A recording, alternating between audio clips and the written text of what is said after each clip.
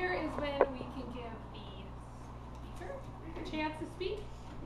Today we have a faraway speaker coming from us from Hawaii. Hey, we love Hawaii. I met Vivian through Alicia and my roommate Bob. She's a swing dancer, so she does that. And she's going to give us a speech today called A Silly Gift. She's also a member of the Waikiki Toastmaster Club. Waikiki? Waikiki. I don't know, Waikiki. I know, Waikiki. Giving a speech entitled A Simple Gift is Vivian Broomstick Best. Woo!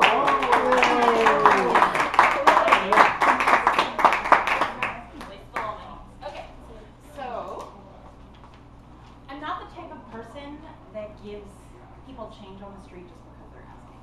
And I'm not the type of person that accepts flyers from people that I don't know. And basically, the reason is that I grew up in New York City. I spent the first 18 years of my life there. So I got really good at dodging past protesters and people with causes and people asking for money. That doesn't mean I'm heartless. I am a teacher and I care a lot about many different issues. And the one that's closest to my heart right now is food and food justice. After watching movies like Food Inc., Ingredients, and Fresh, I started to think about the food that I was eating, and I also started thinking about fresh food and how to make it more affordable for people that weren't able to purchase it. And I was in Chicago 2 years ago, in October of 2009, and I went to the farmer's market to do my grocery shopping, where I always do my grocery shopping, and I was amazed by the variety of squashes, by all the different types of apples, all the Gala and the Fuji, and I just was so enthralled by all the varieties of potatoes even, because we don't have that in Hawaii. And the other thing that caught my eye was a woman collecting produce donations for a food pantry. I'd never heard of anything like that before. When I see people collecting food for programs, I usually hear about canned food drives instead of fresh food drives. And so I saw that, and I kind of walked by and did my shopping. And what really caught my eye that day was a gigantic head of cauliflower. And this was a head of cauliflower that I could wrap my arms around and hug. And then I saw another sign that caught my eye, which said $2 for a head of cauliflower. And so the part of me that like thrives in getting that good deal was like, yes, $2 for a head of cauliflower. I can buy that one. I'm jazzed. So and the better part of me thought, okay, Vivian, you're one person, you're in Chicago for 1 week. Are you gonna be able to eat all that cauliflower? Unfortunately, probably not. And so I realized that I could do it. I went up with my $2. I asked for the cauliflower, but before I walked away with it, I asked the man at the counter to slice it twice for me. And I took 1/4 of that cauliflower and I put it in my grocery bag. And I took 3/4 of that cauliflower and I brought it to the woman that was collecting produce.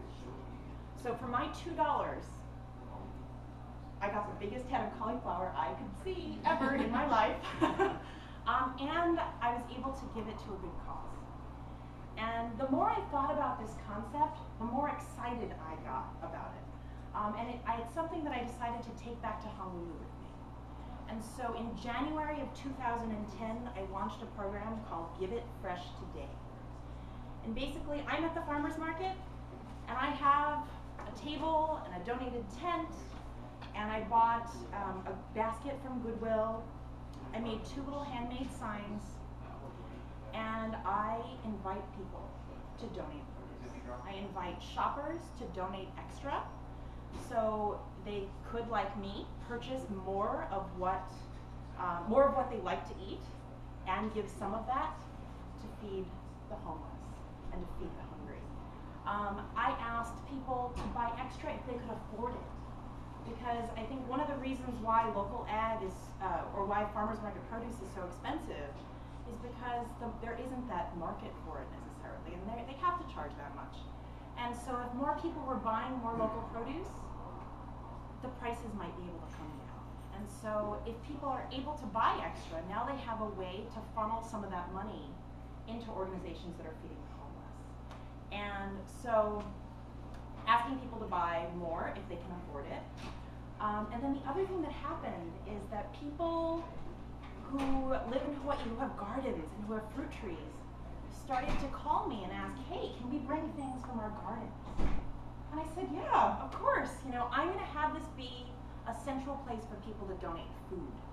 And so people could actually donate all their canned things as well as all their fresh things. And being Hawaii, people started bringing in garbage bags of breadfruit, boxes of tangerines, boxes of mangoes, garbage bags of kale and different types of greens that they were growing in their garden. We are so lucky to have a year-long growing season. And so so I take all those donations. And then it was also part of the process to educate the vendors, to tell them that they could donate their off-grade produce. The stuff that they weren't gonna sell, the stuff that they didn't sell by the end of the market, they could donate. The things that were like curvy cucumbers, where people mostly want the straight ones that fit nicely into salads, cut nicely. We wanted those curvy cucumbers. We wanted the ugly tomatoes. Those foods that they were throwing into compost piles are still nutritionally useful. And those are the foods that we were asking them to give to us. And so they have done it. The farmers have come out to help support. And at the farmers market where my program started, we also have bakeries. And the bakers got involved too. And they started donating trays of bread taller than me every week. And we started getting off-grade bread as well. So that's like muffins that didn't quite rise to the baker's specification. And cookies that were just a little bit too toasty, but still totally edible and totally good. And we were able to keep those things from going simply to the waste stream.